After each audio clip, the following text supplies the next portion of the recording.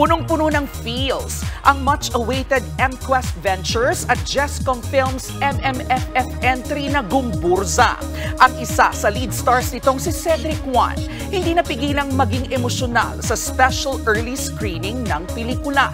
Nasa frontline ng balitang yan, si News 5 digital producer Von Belinario.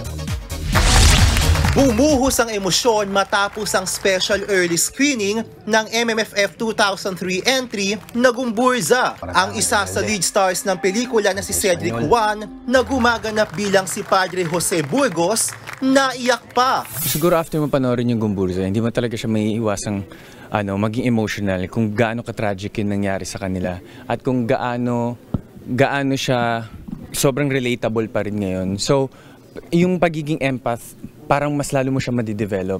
Nasa screening din ng co-actor ni Cedric na si Enchong D na gumaganap namang si Padre Jacinto Zamora. Pati na ang ibang cast gaya ni Ketchup Eusebio, Carlos Sigion Reyna at Piolo Pascual na may special role bilang si Padre Pedro Pelaez.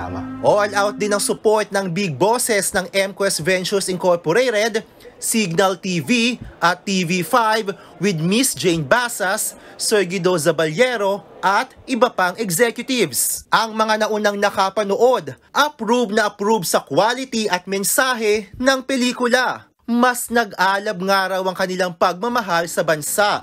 Very true sa panawagan ng kwento. Talagang nagpaalab din ng puso ko. Hindi lang nagpaalab ng puso ko bilang pare, pero nagpaalab din ng puso yung movie sa akin bilang isang Pilipino.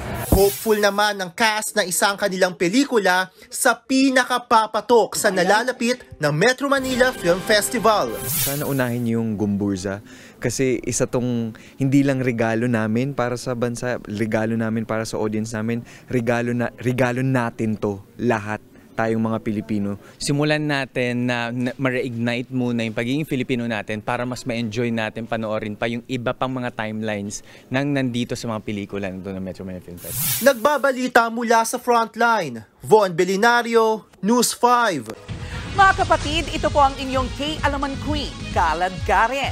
Always remember na ang K-Alaman ay K-Yamanan. Kaya para sa latest showbiz news at dagdag impormasyon, mag-follow at mag-subscribe sa social media pages ng News 5. Okay?